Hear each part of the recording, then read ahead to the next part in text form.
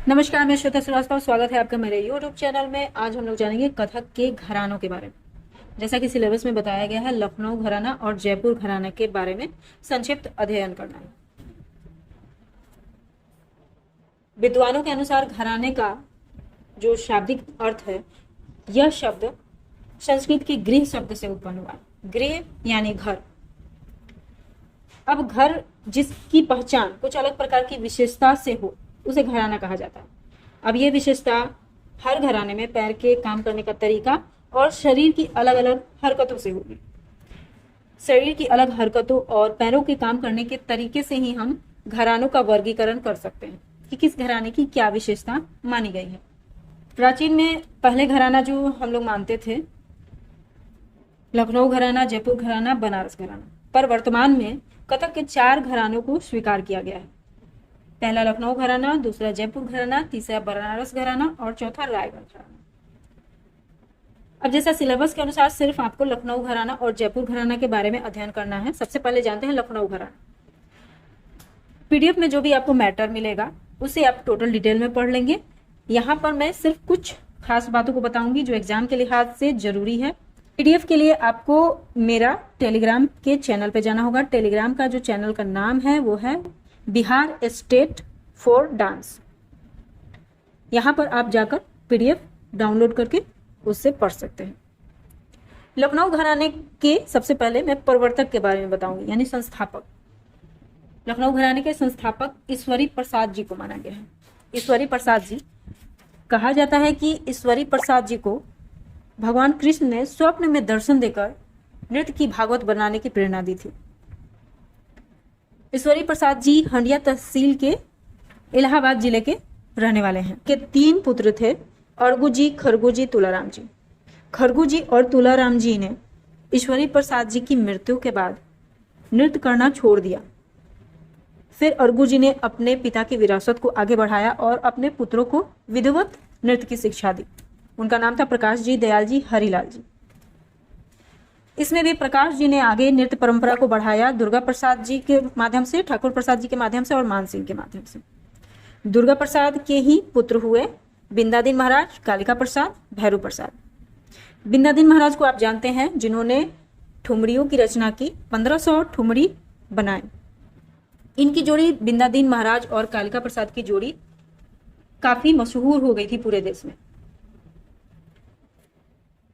कालिका प्रसाद जी के 3 पुत्र हुए, जगन्नाथ प्रसाद, बैजनाथ प्रसाद, शंभुनाथ प्रसाद, जो कि मशहूर हुए अच्छन महाराज, लच्छू महाराज और शंभू महाराज के नाम से।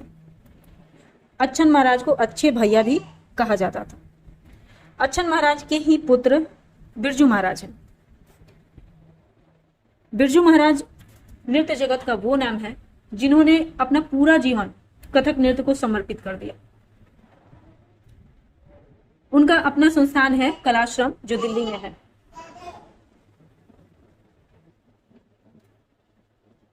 आगे मैं लखनऊ घराने के नृत्य की विशेषता बताऊंगी, जो कि एग्जाम के लिहाज से जरूरी है। हो सकता है यहां से क्वेश्चन आपको बने। लखनऊ घराना कथक नृत्य शैली का प्रमुख घराना है। इसमें छोटे छोटे टुकड़े तोड़े नाचे जाते हैं।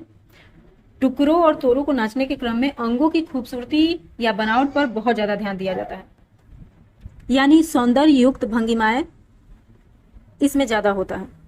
अंगों के संचालन में गोलाई, त्रिभंग, सौंदर्य युक्त भंगिमाओं पर विशेष ध्यान दिया जाता है। छोटी छोटी बंदिशों पर नृत्य करना इस घराने की विशेषता है। ठाठ का प्रदर्शन काफी लालित्यपूर्ण अंदाज से किया जाता है। सलामी की प्रस्तुति इसी घराने की देन है। गिनती की तत्कार, नटवरी बोलों का अधिक प्रयोग, भाव प्रदर्शन और कर्णप्रिय तत्कार, ये बहुत प्रसिद्ध है यहाँ लखनऊ घराने में। लखनऊ घराने में खरे पैर की तत्कार ज्यादा प्रचलित होती है और यह काफी खूबसूरत और कर्णप्रिय लगती है। यहाँ के गत निकास में विभिन्नता पाई जाती है। दोनों ओर मुरली व घूंघट बनाने की परंपरा भी इसी घराने में है। लखनऊ घराने में वाजिद अली शाह के समय में गत का प्रचार बहुत ज्यादा हुआ। उस समय 21 प्रकार की गत का वर्णन मिलता है। कुछ के नाम है जैसे परिगत, सलामी गत, आंचल गत, आधा गत इत्यादि। यहाँ का जो नृत्य है वो लास्य प्रधान नृत्य है। श्रृंगारिकता को अधिक महत्व दिया जाता है। चाहे आप ठाट करे, तोड़ा करे, परन या ठुमरी पर अपने भाव दिखाएं। अब चलते हैं जयपुर घराने की तरफ। जयपुर घराना के प्रथम प्रवर्तक भानु जी थे और भानु जी को किसी संत के द्वारा तांडव नृत्य की विदा मिली थी। इनके पुत्र मालू जी थे और मालू जी ने अपने पुत्र लालू जी और कान्हू जी को अपने पिता के द्वारा सीखी हुई नृत्य की शिक्षा दी। इनमें से कान्हू जी के दो लड़के थे, गीधा जी तथा शेजा जी। गीधा जी ने तांडव और शेजा जी ने लास्य अंग में विशेष योग्यता अर्जित की। तांडव और लास्य पर समान अधिकार इन्होंने किया और उसके बाद ये जयपुर आकर बस गए। इनके दो पुत्र आगे हुए, श्री हरि प्रसाद व हनुमान प्रसाद। जिस समय लखनऊ घराने में कालका बिंदादिन की जोड़ी मशहूर हो रही थी, उसी समय इन दोनों की जोड़ी यानी हरिहर प्रसाद व हनुमान प्रसाद की जोड़ी देव परी की जोड़ी के नाम से विख्यात हो रही थी। आप इस पॉइंट को याद रखेंगे, हरिहर प्रसाद व हनुमान प्रसाद की जोड़ी किस नाम से जानी जाती थी? देव परी की जोड़ी के नाम से जानी जाती थी। जयपुर घराने में विभिन्न शाखाएं मानी जाती हैं। शाखा पहली थी भानु जी के द्वारा, जिनके पुत्र मालू जी और मालू जी के पुत्र लालू जी और कान्हू जी। फिर कान्हू जी के आगे पुत्र गीधा जी, शेजा जी हुए। इसी तरह शाखा 2 में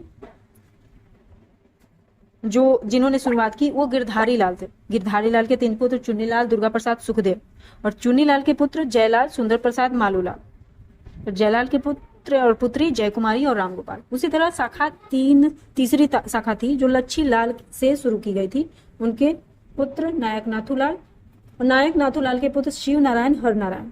शिव नारायण के जगनलाल, सुंदरलाल। शाखा 4 भी एक मानी जाती है, शोभासर घराना जिसे बोला जाता है। तो ये 4 शाखाएं जयपुर घराने की मानी जाती है। अब जयपुर घराने की विशेषताएं जान लेते हैं। जयपुर घराना में जो नृत्य किया जाता है वह राजस्थानी परंपरा का नृत्य है। इसमें वीर रस प्रधान नृत्य किया जाता है। वीर रस प्रधान यानी तांडव प्रधान यहाँ का नृत्य होता है। कठिन लयकारियां यहाँ बहुत ज्यादा प्रसिद्ध है। पैरों की सफाई पे बहुत ध्यान दिया जाता है, लेकिन हस्तकों पे उतना नहीं ध्यान दिया जाता जितना पैरों की सफाई पे ध्यान दिया जाता है। भक्ति भाव से ओतप्रोत यह नृत्य होता है। मतलब यहाँ जो भी भजन, पद, मीरा, सूरदास, तुलसीदास आदि के पदों पे नृत्य ज्यादा किया जाता है। क्योंकि यह नृत्य राज दरबारों में हुआ करता था और देवालयों में हुआ करता, मतलब मंदिरों में हुआ करता था। सो यहाँ सात्विक श्रृंगार, भक्ति और करुण रस का ज्यादा इस्तेमाल होता है जयपुर घराने में। इसकी लयकारी कठिन होती थी। लयकारी जो दर्शाई जाती थी वो पौन गुनी लय से आरंभ करके सवाई, डेढ़ी, दुगुनी, तिगुनी, चौगुन से लेकर 16 गुण तक की लय दर्शाई जाती है। बंदिश में भी तिप्पली, चौपली, पंचपली विभिन्न जातियों में नृत्य प्रस्तुत किया जाता है। यति पर आधारित यहाँ पे कथक के तोड़े टुकड़े नाचे जाते हैं, जो वो लोग काफी सहजता से इसे कर जाते हैं। ताल जो भी होते हैं वो तालों का जो चुनाव होता है प्रदर्शन करने के लिए वो बहुत कठिन ताल चुनी जाती है। अष्टमंगल, सवारी, ब्रह्मताल, गज जंपा, बसंत, लक्ष्मी, इन सारे तालों का जयपुर घराने में इस्तेमाल होता है। इसका जो नृत्य का कंटेंट उठाया जाता है, कॉन्सेप्ट उठाया जाता है, वह पौराणिक गाथा से उठाया जाता है। कृष्ण, शिव, राम आदि की गाथाओं में से प्रसिद्ध घटनाओं को का प्रस्तुतिकरण किया जाता है। और जो भी कथानक है, मैथोलॉजी है, द्रौपदी चीरहरण, अहिल्या उद्धार, इस पे बड़े आराम से, बड़ी सहजता से वो लोग नृत्य करते हैं। कवित की प्रस्तुति की जाती है, जिसमें जो भी कवित बनते हैं वो किसी न किसी भगवान पे होते हैं। गणेश, शिव, दुर्गा, विष्णु, सरस्वती, राधा, कृष्ण। वंदना भी जो होती है वह या तो प्रकृति का वर्णन करती है या किसी नायक नायिका के वर्णन पे भी आधारित होती है। यहाँ का तकनीकी पक्ष जो है वो ताल, मला, त्रिवेणी, क्रमलय जैसे चीजों का समावेश होता है। ग्रह, यति, जाति आधारित बंदिशों का प्रयोग ज्यादा होता है। चमत्कारिक नृत्य की प्रस्तुति होती है। दूसरे शब्दों में कहें तो भ्रमरी का प्रयोग ज्यादा होता है। एक पाद चक्कर, आकाश भ्रमरी किसी घराने के कलाकार ज्यादा करते हुए पाए जाते हैं। क्लिष्टता जयपुर घराने का गुण है। मतलब जितनी ज्यादा लंबे चौड़े परन प्रस्तुति होती है वो इसी घराने में होती है। पदाघात यानी पैर, फुटवर्क की तैयारी, तत्कार वगैरह की तैयारी, शुद्ध निकासी के लिए जयपुर घराने के नर्तक जो हैं वो बहुत ही ज्यादा परिश्रम करते हैं। अब जो प्रसिद्ध कलाकार हैं उनके नाम आपको याद रखने हैं। हरिहर प्रसाद व हनुमान प्रसाद, मैंने पहले ही बोला, इन्हें देव परी नाम से आप याद रखेंगे। और काफी मशहूर नाम है श्रीमती कुमुदिनी लाखिया का। इन्होंने भी अपनी प्रारंभिक शिक्षा जयपुर घराने के राधेलाल मिश्र से ली थी और सुंदर प्रसाद जी द्वारा ली थी। इनको संस्कृति मंत्रालय द्वारा छात्रवृत्ति दी गई थी। इन्होंने जो भूमिका अदा की थी कई नृत्य नाटिकाओं में, जिनके कुछ एक के नाम है ताजमहल की गाथा, मालती माधव, कुमार संभव, इस तरह की नृत्य नाटिकाओं में इन्होंने मुख्य भूमिका निभाई थी। इनका अपना कदम नामक संस्था भी है जो अहमदाबाद में है।